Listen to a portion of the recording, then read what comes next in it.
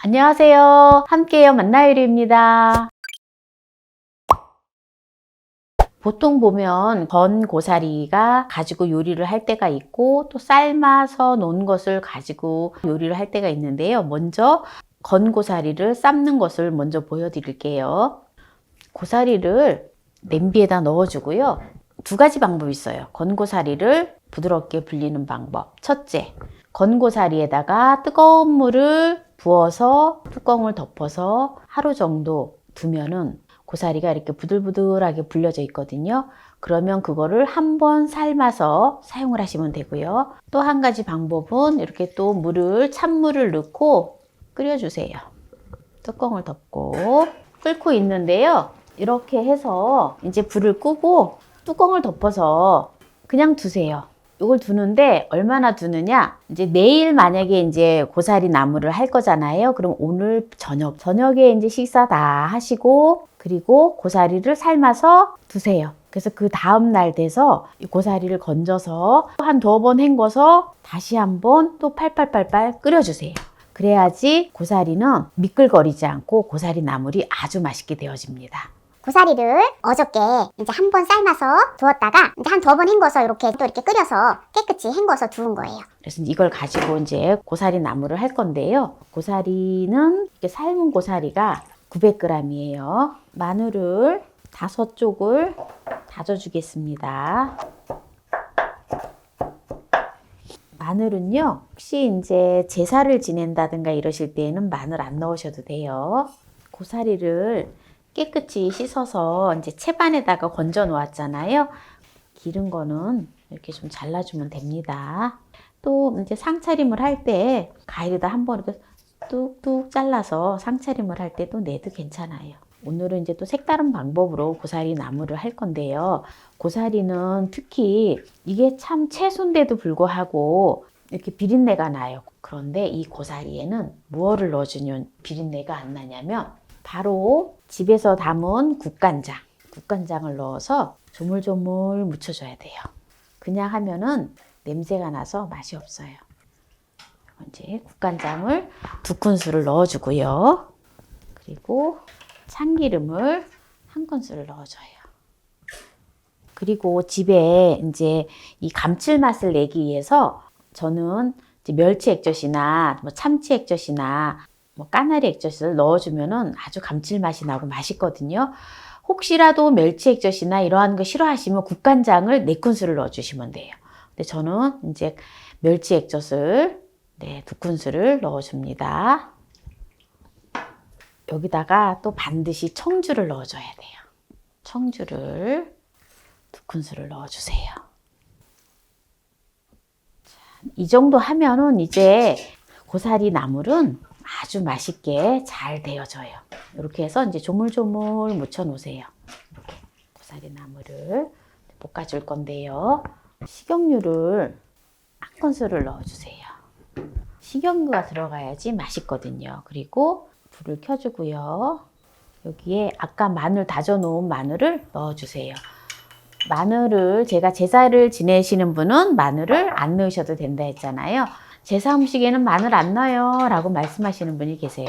그래서 마늘을 조금 충분히 마늘을 좀 볶아주세요. 지금 중불에다 하고 있어요. 마늘이 어느 정도 좀 볶아지면 묻혀놓은 고사리를 넣어주세요. 지금 이제 불은 센 불로 올렸어요. 뚜껑을 좀 덮어주세요. 좀 타는지 봐야 돼요. 또 이게 지금 물을 꼭 안 짰기 때문에 국물이 자박자박하게 있어요. 오늘은 특별히 제가 고사리를 기존에 올려놓았던 거 다르게 한다 했잖아요. 그래서 여긴 들깨가루를 5큰술을 준비해 주시면 됩니다. 5큰술을 준비를 해주고요. 생수 반컵의 분량을 이렇게 넣어주세요. 이렇게 준비를 해주면 됩니다.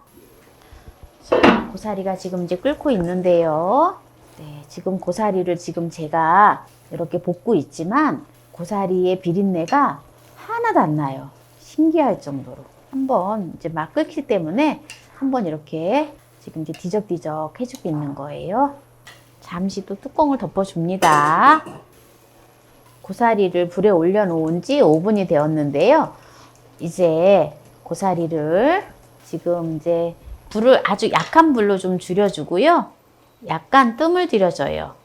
뜸을 한 2분 정도만 이제 뜸을 뚜껑을 덮어서 약한 불에다 놓고 뜸을 한 2분만 들여주도록 하겠습니다.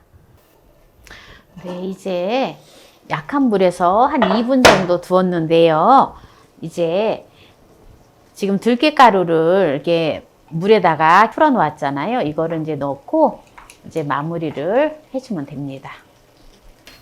그리고 여기다가 통깨를 2큰술만 넣어서 마무리를 하면 다 되어진 거예요. 네, 오늘 고사리 볶음을 비린내 없이 아주 맛있게 했는데요. 이제 그릇에다가 담아놓고 내볼게요. 우리가 명절에 빼놓을 수 없는 나물 하면은 고사리 나물이잖아요. 고사리 나물은 늘 명절에 빠지지 않고 올라가는 나물이에요. 그런데 이제 고사리를 가지고 비린내를 확 잡고 정말 맛나게 고기보다 더 맛있는 요리로 오늘 했는데요. 고사리는 비타민 A가 풍부하기 때문에 안구 질환에 아주 도움이 됩니다. 그리고 특히 나물인데도 골다공증에 굉장히 도움이 된다고 해요. 왜냐하면 고사리에는 석회질과 같은 칼슘이 풍부하기 때문에 그렇다고 하네요. 그리고 특히 빈혈에도 좋다 합니다. 고사리인데도 철분이 풍부한 모양이에요. 그리고 변비에도 좋고 숙변 제거에 아주 탁월하다고 해요. 우리가 고사리 하면은 참 어렸을 때 보면은 이 고사리가 이렇게 좀 산에, 이렇게 좀 낮은 산에, 특히 산소 주변에 고사리가 많이 있잖아요. 그래서 엄마 따라서 산에 갔다가 고사리를 많이 꺾어봤던 기억이 나는데요. 한번 맛을 볼게요. 저는 고사리를 제가 좀 푹 삶고 또 그냥 살짝 볶는 게 아니라 뜸 들이듯이 이렇게 푹 볶아내잖아요. 그렇기 때문에 고사리가 이렇게 통으로 이렇게 있기보다는 고사리가 우리가 이제 이렇게 고기 이렇게 삶잖아요. 소고기나 이렇게 삶으면 육개장 할 때 이렇게 고기 결이 이렇게 찢어지듯이 조금 약간 고사리가 그렇게 돼요.